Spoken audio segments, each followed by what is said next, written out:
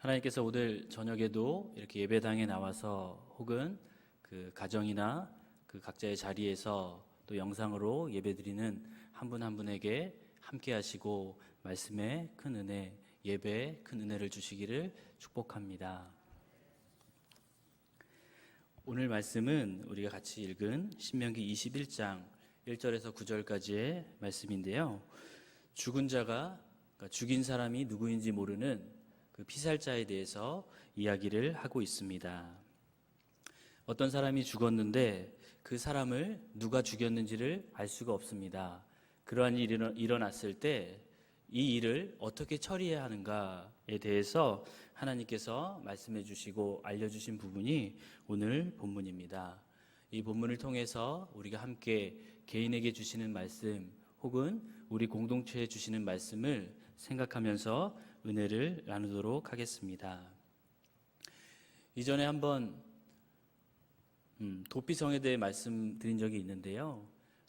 어떤 사람이 죽었을 때 그 사람을 죽인 사람이 누군지 알게 되었을 때 고의로 죽이게 되었다면 그 고의로 죽인 사람을 잡아서 그 사람도 마찬가지로 똑같이 피해 대가를 받게 하는 것이 이때 당시의 법입니다.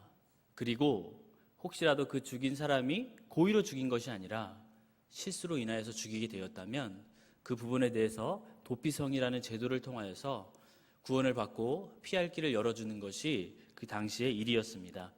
그런데 오늘 본문처럼 어떤 사람이 죽었는데 그 사람을 누가 죽였는지 알 수가 없는 겁니다. 분명히 이 사람이 누군가에 의해서 죽임을 당했는데 왜 죽었는지, 누구 때문에 죽였는지 알 수가 없는 겁니다.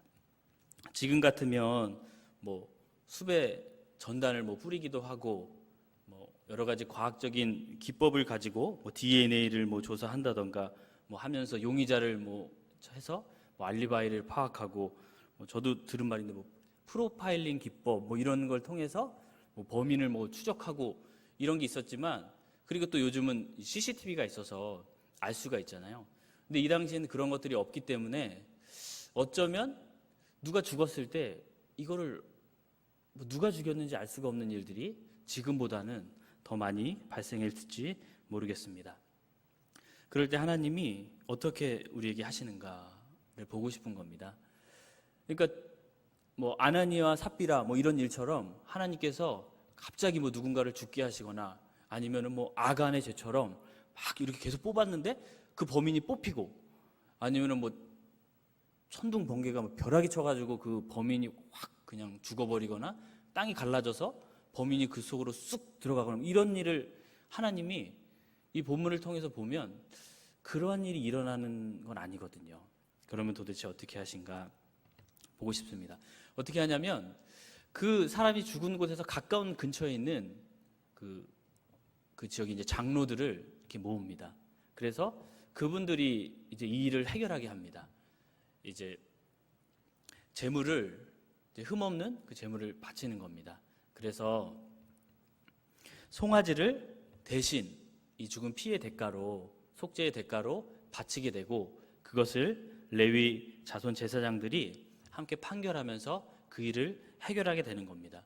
왜냐하면 이때 당시에 그걸로 보면은 이 이스라엘 백성 안에 큰 악이 생긴 겁니다. 누군가가 사람을 죽였다는 건 굉장히 큰 문제잖아요. 죄가 들어온 겁니다. 큰 악이 들어온 겁니다. 하나님의 공동체고 하나님의 이 백성들의 이 이스라엘 안에서 이 일들을 해결해야 했습니다. 그렇기 때문에 백성의 대표들이라고 할 수 있는 이 장로들이 이 일을 가지고 하나님 앞에 나아가게 되는 겁니다. 하나님의 명령에 따라서 공동체가 같이 책임을 지게 되는 겁니다. 그러면서 지금과 무엇이 다른가 한번 생각을 해보았습니다. 지금 만약에 살인사건이 났는데 누가 범인인지 모릅니다. 그러면 막 밝혀내려고 하겠죠. 그래서 근데 그 사건의 핵심은 범인이기 때문에 범인이 발견되고 이렇게 정해지기 전까지는 뭐라고 부릅니까? 미제 사건이라고 부르잖아요. 그러니까 해결이 안 되는 겁니다. 범인이 잡혀야, 범인이 발견돼야, 범인이 처벌을 받아야 그 사건이 해결이 되는 겁니다. 그러니까 한 개인이 범죄를 저질렀으면 그 범인을 어떻게든 잡아야지 해결이 되는 겁니다. 안 그러면 해결이 안 된 사건이에요. 계속 해결 안 된 채로 가는 겁니다. 근데 이 공동체 안에서는 그 범인을 잡는 것도 물론 중요하지만 이 공동체를 하나님께서 거룩하게 하시고 이 공동체를 하나님의 공동체로 이끌어 가시는 것이 중요했던 것입니다. 그래서 백성의 대표들이 그 일을 정결하게 하고 이 공동체가 거룩하게 갈 수 있도록 하나님께서 이런 방법들을 주신 것입니다. 그러니까 어떻게 보면 신앙적인 대응을 하나님이 하게 하시는 거죠.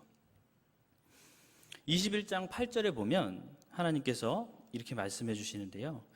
여호와여 주께서 속량하신 주의 백성 이스라엘을 사하시고 무지한 피를 주의 백성 이스라엘 중에 머물러 두지 마옵소서 하면 그 피 흘린 죄가 사함을 받으리니, 이렇게 이야기를 하는데요.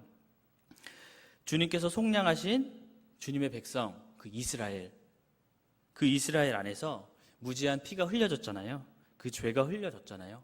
그걸 장로들이 이렇게 같이 공동체 안에서 조치할 수 있도록 하나님께서 그 방법들을 주신 것입니다. 그러면서 죄가 사함을 받을 수 있도록 다시 한번 거룩한 공동체로 나아갈 수 있도록 해 주신 것입니다. 여기서 제가 조금 더 한 가지 단어에 대해서 말씀을 드리고 싶은데요. 그 속량이라는 말이 나옵니다. 지금 방금 읽은 21장 8절에 의하면 속량이라는 말이 나오는데요. 지금은 이제 잘 쓰지 않는, 많이 이제 통용되지 않고 이제 성경에서 이렇게 주로 볼 수 있는 말인데요. 이게 이제 제가 좀 찾아보니까 조선시대에 이런 의미라고 합니다. 조선시대에 보면 노비가 있잖아요. 그 노비를 대가를 받고 풀어줍니다. 그걸 속량이라고 합니다. 그러니까 노비를 풀어주는데 그 노비 값을 받고 풀어준 겁니다. 그걸 속량이라고 합니다. 그러니까 이 이스라엘 백성들에 의하면 이스라엘 백성들이 애굽에서 죄인으로 있다가, 그러니까 노예로 있다가 하나님께서 나오게 해주시잖아요. 그러니까 이 이스라엘 사람들이 하나님께서 풀어주시고 나오게 해주시는 것, 그리고 이 사람들이, 죄 아래 있는 사람들이 하나님으로 인하여서 거룩한 백성으로 나아가게 되는 것, 이것을 하나님께서 이 백성들을 속량하셨다고 하는 겁니다. 우리 개인으로 하면 어떻게 되는 겁니까? 우리가 하나님께 속했다는 것, 하나님께 속량을 받았다는 게 어떤 것을 통해 이해할 수 있을까요? 우리가 예수님을 믿는 것을 통하여서요. 우리가 죄와 사망으로 인해서 죽을 수밖에 없고, 그리고 사망의 길로 갈 수밖에 없는데 예수님이 우리의 죄값을 대신 지불해 주셨잖아요. 그러니까 우리가 예수님으로 인해서 그 대값을 다 치렀기 때문에 하나님 안에 속한 자가 될 수 있는 거고, 온전한 자유로운 사람이 될 수 있는 거고, 의인으로 여김을 받으면서 살아갈 수 있는 것이잖아요. 그래서 제가 그 부분에 대해서도 같이 나누는 것입니다. 근데 제가 이 부분을, 속량이라는 이 부분을 보면서 제 자신에 대해서 한 가지 일화를 통해서 발견한 게 있었습니다. 어떤 일이었냐면요. 제가 이제 며칠 전에 이제 교회에서 릴레이 그 기도를 하고 있잖아요. 그럼 이제 밤 10시까지 와서 1시간씩 이렇게 담당을 하면서 두 분씩 기도를 하시거든요. 그러면 이제 목사님들이 돌아가면서 한 분씩 그 시간까지 남아서 혹시 뭐 어디서 기도해야 할지 잘 모르는 분들은 안내를 해주기도 하고, 좀 이렇게 문단속을 하거나 아니면 기도 책자가 없으면 좀 이렇게 드리기도 하고, 이렇게 당직을 쓰게 됩니다. 그날은 이제 제가 담당하는 날이었기 때문에 제가 있었는데요. 이제 10시에 마치고 집을 가려고 그러다 보니까 이제 집 앞에 갔는데요. 10시가 넘어서 가니까 주차할 자리가 거의 없더라고요.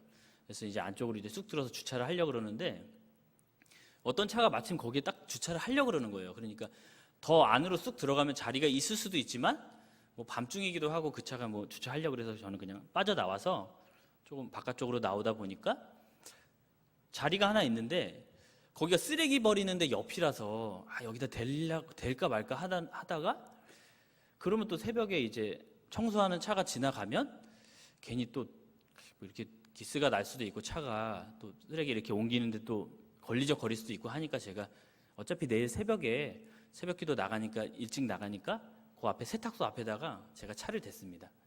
어차피 뭐 세탁소가 새벽에 열진 않으니까 그 앞에 딱 대고 이제 문을 제가 딱 막고 그런 다음에 이제 주차를 하고 이제 집에 가서 이제 잠을 자는데요. 그 다음 날 이제 제 알람을 잘 못 들어가지고요. 결과적으로 이제 새벽 기도를 못 나갔어요. 일어나질 못해가지고요. 못 나갔고요. 근데 이렇게 저렇게 하다가 핸드폰을 봤는데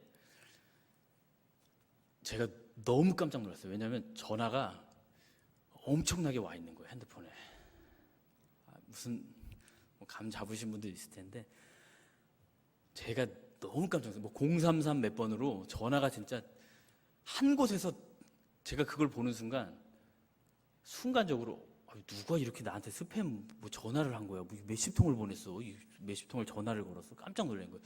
근데 그 순간 딱 생각이 난 거예요. 나한테 세탁소에서 전화를 했구나. 그래서 너무 깜짝 놀란 거예요.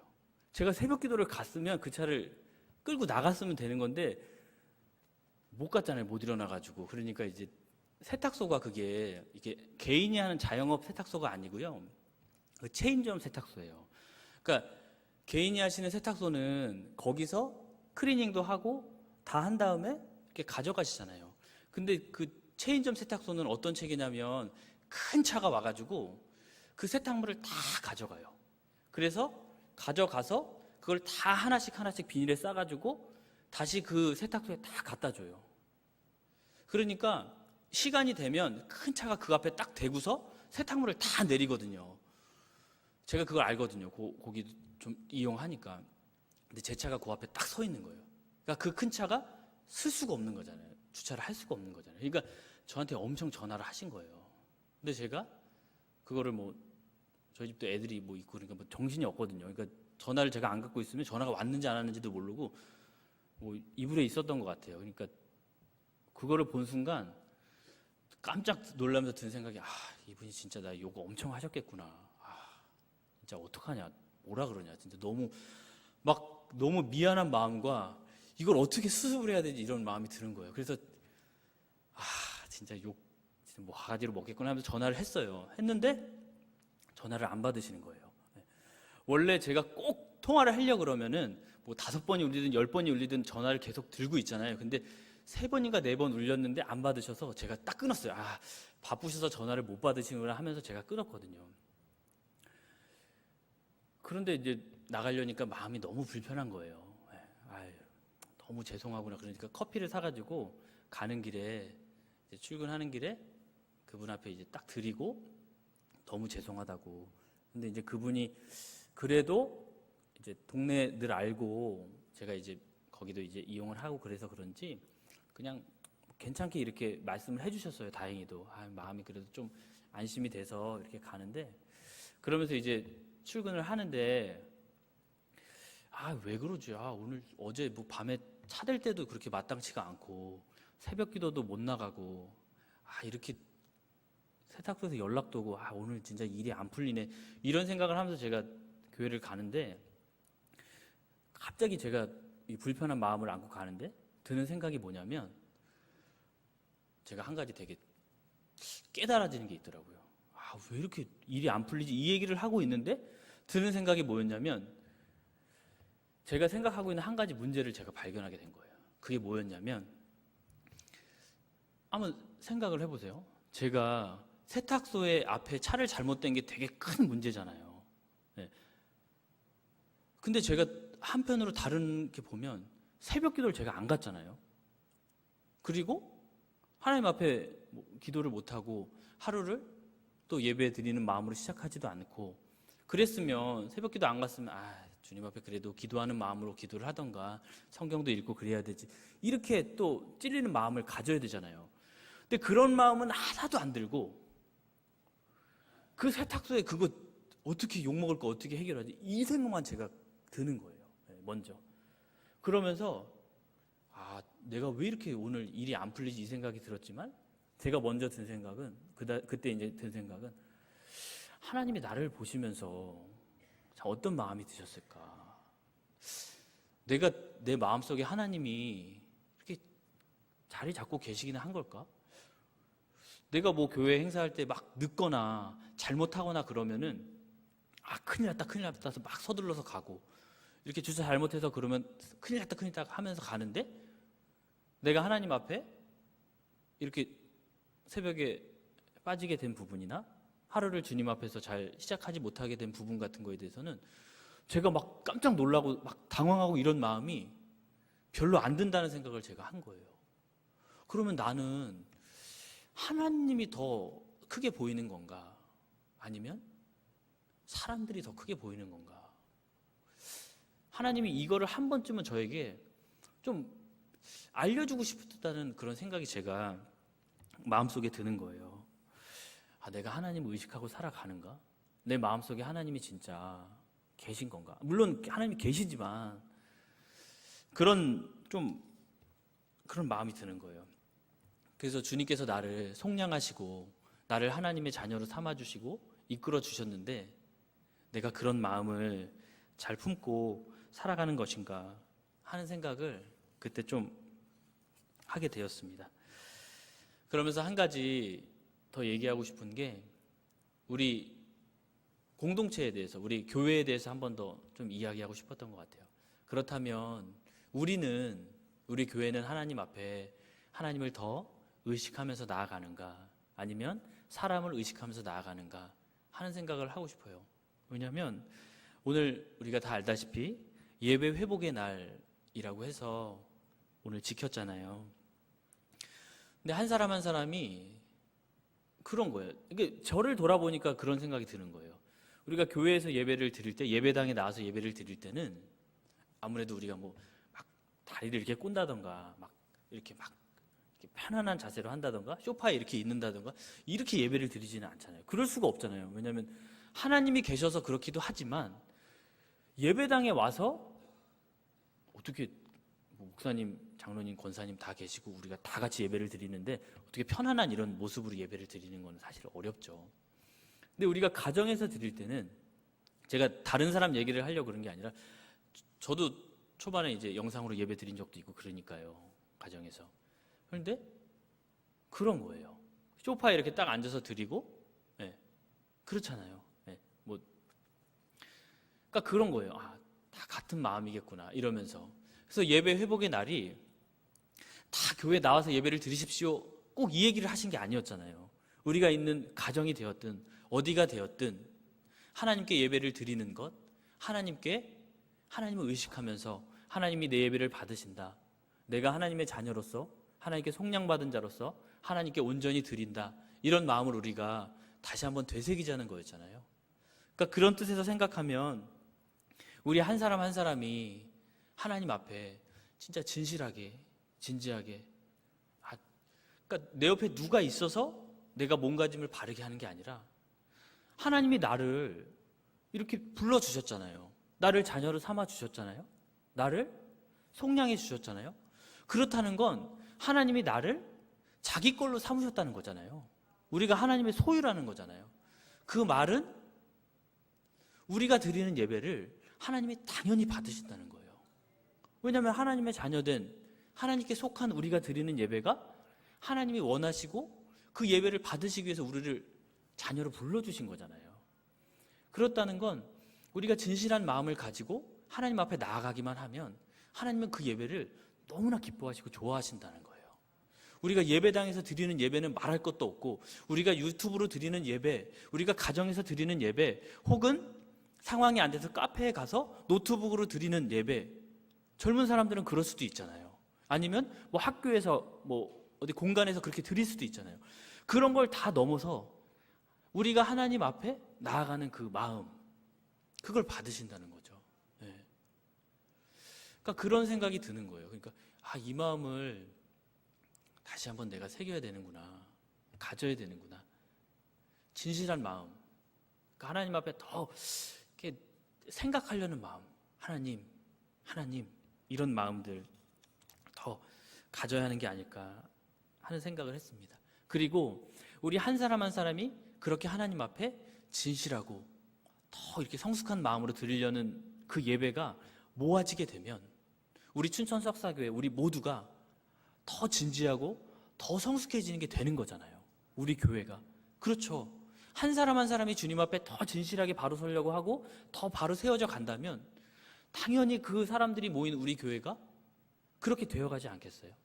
하나님께서 그것을 위해서 한 명 한 명에게 나오라고 하는 것이죠. 너가 지금 예배를 똑바로 안 드리느냐? 너가 지금 자세가 이러느냐? 이걸 책망하려는 게 아니라 한 명 한 명이 바로 서면서 우리 모두가 온전히 바로 서게 하기 위해서 하나님께서 그러한 메시지를 우리에게 주셨다고 생각을 합니다.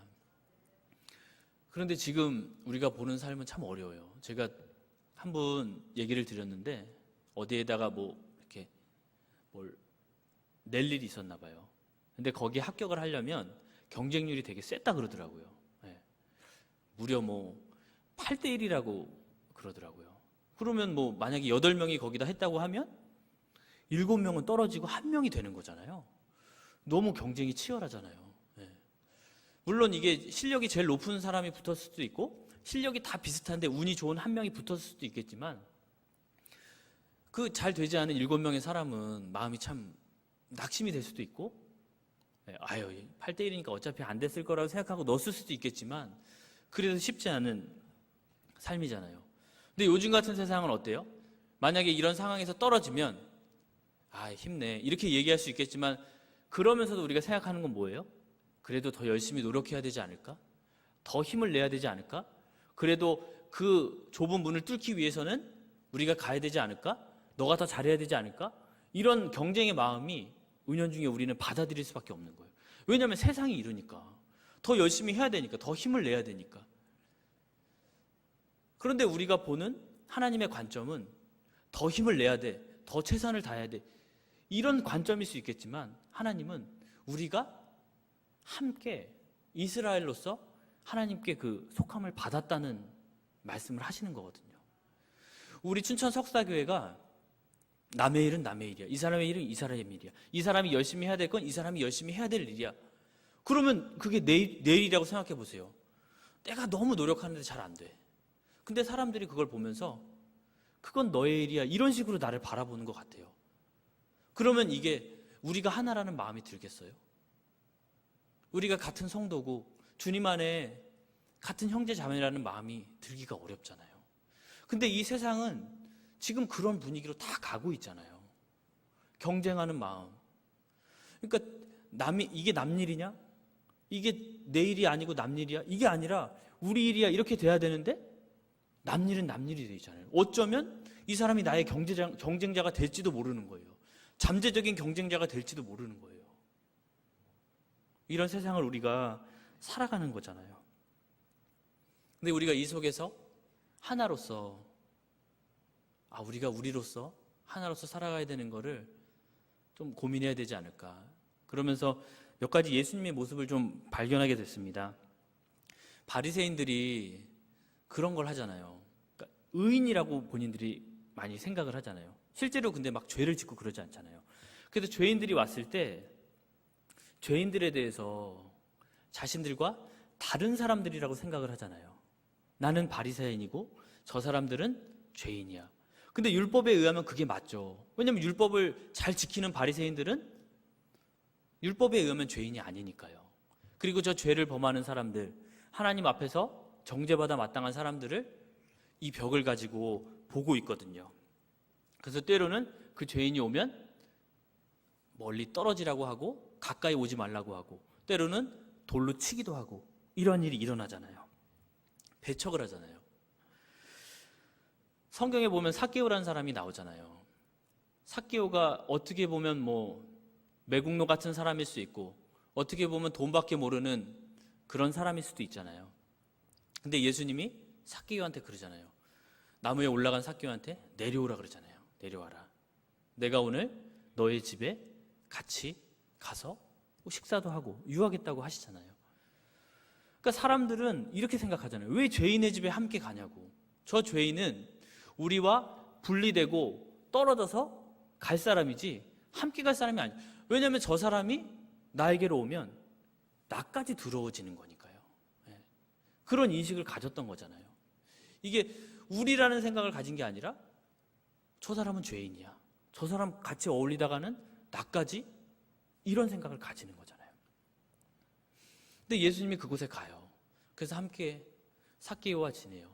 삭개오가 어떻게 돼요? 내가 사람들 돈 이렇게 불이하게 했던 것 다 몇 배로 돌려주겠습니다. 그리고 가난한 사람들한테 나눠주겠습니다. 이렇게 얘기하잖아요. 바리새인과 그 사람들과 삭개오 사이에는 큰 벽이 있었어요. 물론 보이지 않았을지 모르지만 그 벽은 진짜 깨트릴 수가 없는 벽이었어요. 근데 예수님이 가셔서 그 벽을 허물어 버리세요. 그리고 삭개오도 받아들이세요. 하나님의 자녀로 받아들여 주는 거예요. 그리고 가늠한 여인이 나오잖아요. 현장에서 가늠한 여인이 잡히면 돌로 치게 돼 있잖아요. 뭐 죽는 거죠. 그런데 그 사람들이 이제 데리고 와요. 예수님한테 데리고 와요. 이 여인을 어떻게 해야 되겠습니까? 왜 데리고 온 거예요? 예수님한테 꼬투리를 잡으려는 거죠. 예수님이 그러면은 그래 율법대로 돌로 쳐 죽여라. 그러면 예수님도 똑같은 사람이네. 뭐 죄인들의 친구라고 하고 뭐 가난한 사람들 돕는다고 하고 병든 사람 고쳐준다고 하지만 똑같네. 이렇게 얘기할 수 있잖아요. 근데 만약에 율법대로 하지 않고 뭐 다른 방법을 하면 막 꼬투리를 잡고 시비를 걸 수가 있잖아요. 예수님한테 온 거잖아요. 어떻게 할까요? 근데 예수님이 그러시잖아요. 죄 없는 사람이 돌로 치라 그러잖아요. 근데 죄 없는 사람이 누가 있어요? 아무리 의인처럼 해도 율법을 지켜도 죄 없는 사람 아무도 없잖아요. 그러니까 다 돌을 내려놓고 돌아가요. 그 돌 가진 사람과 그 가늠한 여인 사이에는 진짜 허물 수 없는 벽이 있는 거예요. 저 사람은 죄인, 나는 의인. 벽이 있는 거예요. 근데 예수님이 허물어 버리잖아요. 예수님이 돌 안 던지잖아요. 가라고. 근데 다음부터는 죄 짓지 말라고. 용서해 주신 거잖아요. 가라고 하신 거잖아요. 그러니까 예수님은 그 여자도 품에 안으신 거잖아요. 그러니까 예수님께서는 가시는 곳마다 벽을 세운 게 아니라 벽을 다 허물어 버리세요. 그리고 용납을 해주세요. 같은 공동체로, 같은 하나님의 자녀로 이렇게 품어주시는 거예요. 그러니까 이런 마음이 드는 거예요. 아, 우리 안에도 뭐 그런 게 없을 거라고 저는 생각하지만 혹시라도 보이지 않는 벽이 있을 수 있지 않을까? 보이지 않는 뭔가 담이 있을 수도 있지 않을까? 하나님께서는 그걸 허물길 원하지 않을까? 우리 안에 있을 수도 있고 우리 교회와 다른 곳 사이에서도 그리고 나와 다른 사람 사이에서도 그런 게 있지 않을까? 그게 예수님의 사랑을, 하나님의 은혜를, 복음을 그 담이 가로막고 있는 것은 아닐까? 그렇잖아요. 내가 지금 이 자리에 있다는 건 주님께서 나에게 복음을 주셨다는 거고 은혜를 주셨다는 거잖아요. 그런데 나를 통해서 지금 복음이 전파되지 않고 하나님의 은혜가 전해지지 않고 새로운 생명의 일들이 일어나고 있지 않다면 내가 복의 통로, 복의 전달자가 되어 있는 게 아니라 복이 내 안에서 멈춰 있는 거잖아요. 어쩌면 내가 어딘가와는 담을 쌓고 있기 때문에 그 담 안에 갇혀서 예수님이 그 허물어 버리신 담인데도 불구하고 그 담 안에 갇혀서 그 사랑과 복음이 전해지지 못하고 있는 걸 수도 있지 않을까, 이런 생각을 해보는 거예요. 제가 예수님을 바라봤어야 되는데, 하나님을 먼저 생각했어야 되는데 그것보다 제가 사람을 먼저 바라본 거예요. 사람이 두려운 거예요. 사람 눈치 보는 게, 사람의 시선이 하나님보다 더 큰 거예요. 그러니까 내가 그 사람에게 사랑으로 나아가야 되고 그 사람을 예수님의 마음으로 품어야 되는데 그것보다는 내 체면이 더 중요한 거예요. 내가 욕 안 먹는 게 중요한 거예요. 아, 주님 앞에 내가 나아가지 못했구나, 예수님의 사랑을 행하지 못했구나. 그것보다도 더 중요한 건 내가 중요한 거예요. 나 자신이 너무 중요해진 거예요. 그러니까 개인의 문제를 해결하는 게 너무 중요해진 거예요. 그러니까 무슨 일을 하려고 그럴 때도 내 스스로 극복하려고 하고 내가 이겨내려고 하고 그렇게 점점 되는 거죠. 제가 한 가지만 말씀드리고 말씀을 마무리 지으려고 합니다. 제가 이제 처음에 저는 신앙생활을 서울에서 시작을 했어요. 서울에서 태어났기 때문에 중학교 때부터 서울에서 신앙생활을 했는데 거기서 다닌 곳은 감리교회가 아니고 장로교회였어요. 그래서 시작을 했고요. 그리고 이제 대학을 춘천으로 오면서 춘천에 있는 학교 근처에 있는 교회를 다녔어요. 그래서 그 교회를 다녔고 또 공부하러 갈 일이 있어서 공부하러 가서 한 4년 정도 다른 교단의 교회를 다녔었어요. 그리고 또 결혼을 하고 나서 그 부산에 살게 됐었거든요. 직장 생활을 조금 하느라고 거기서 또 약간 이제 다른 교단의 교회를 또 다녔다가 이제 신학을 하게 되면서 이제 여기 춘천 석사교회에 와서 이제 또 신앙생활을 하는데요. 제가 우리 교회보다 큰 교회도 가보고 아주 작은 교회도 다녀보고 했었는데요. 그 많은 우리 교회 인상적인 것 중에 제가 인상적으로 남은 게 하나가 무엇이었냐면요.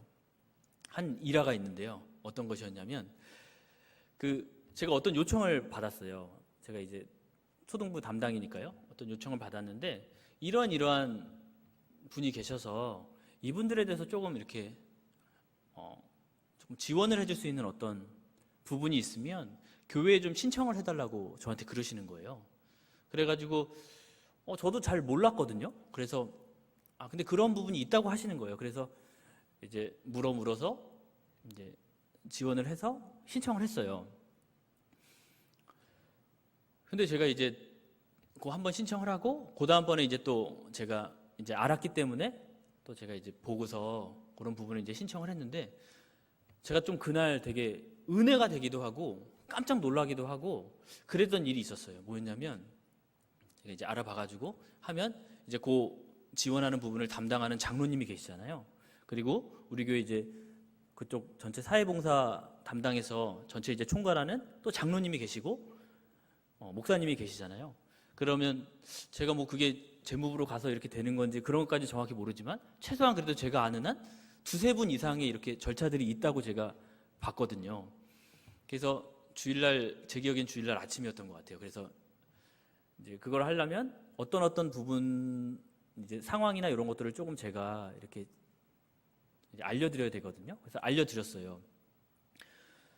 그래서 저는 이제 뭐 좀 절차가 진행되면 이제 답을 해주시겠지 그랬는데 그날 아침에 제가 신청을 했는데 그날 밤에 얘기를 해주시는 거예요. 이게 다 됐다는 거예요. 그래서 제가 그걸 보고 뭐 다른 분이 들으실 때는 어떨지 모르겠어요. 저는 좀 놀랐어요. 이분에게 어떤 지원을 하려고 하는데 그게 바로바로 이렇게 처리가 돼서 됐다는 거예요. 네. 그래서 이제 어떻게 할지 그것만 이제 하면 된다고 얘기를 하시는 거예요. 바로 결정이 됐다고요. 그걸 보면서 제가 딱 느낀 건 우리 교회가 진짜 돕는 것 그리고 섬기는 것 나누는 그런 은사를 하나님이 주신 거 아닐까? 제가 그런 마음이 딱 들었거든요. 그러니까 왜냐하면 제 나름대로 이런저런 교회를 다녀봤지만 이런 부분에 대해서 제가 막 너무 인상적인 거예요.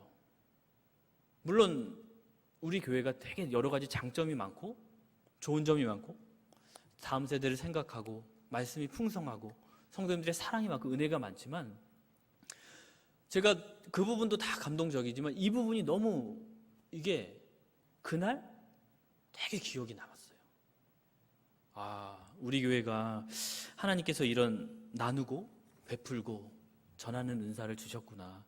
그러면서 목사님께서 늘 말씀하시는 것 중에서 처음에 그 의미를 이제 잘 새겨 듣지 않았거든요. 그러면서 복의 근원, 복의 통로, 복의 전달자가 된다는 게 좀 그런 생각을 계속 되새기게 되는 거예요. 우리 교회의 사명이구나 이게. 복의 통로가 되는 거구나. 복의 전달자가 되는 거구나. 이게 우리 사명이구나. 복음의 그리고 나눔의 손길이 머물러 있는 교회가 아니라 이게 계속 나가는 교회구나. 이걸 제가 새삼 더 깨닫게 되는 거예요. 마음에 남게 되는 거예요. 그러면서 계속 더 이 일들이 우리 교회 안에서 계속 더 많이 일어나고 더 커졌으면 좋겠다. 그러면서 이 지역에 우리 교회가 석사동이잖아요. 석사동 일대에 정말 석사교회로 인해서 우리 춘천 석사교회로 인해서 이런 나눔의 일들이 막 너무 풍성해졌으면 좋겠다는 생각이 드는 거예요. 그래서 이 지역이 석사교회로 인해서 막 덕을 많이 보는 거예요. 막 덕을 보는 거예요. 너무 고맙다고, 너무 감사하다고. 그러면서 믿지 않는 사람들도 춘천 석사교회는 코로나 이때 막 교회들 그런 얘기들이 있잖아요. 그런 교회 아니라고. 여기는 도와주는 교회라고. 여기는 나눠주는 교회라고. 이 교회는 좋은 교회라고. 꼭 필요한 교회라고. 그러니까 막 오히려 우리 교인들이 막 그러는 게 아니라 우리 성도님들이 그러는 게 아니라 동네가 지금 우리 교회가 선행을 많이 하잖아요. 그러니까 우리 교회가 그런 교회구나. 이런 소망이 계속 저는 일어났던 것 같아요.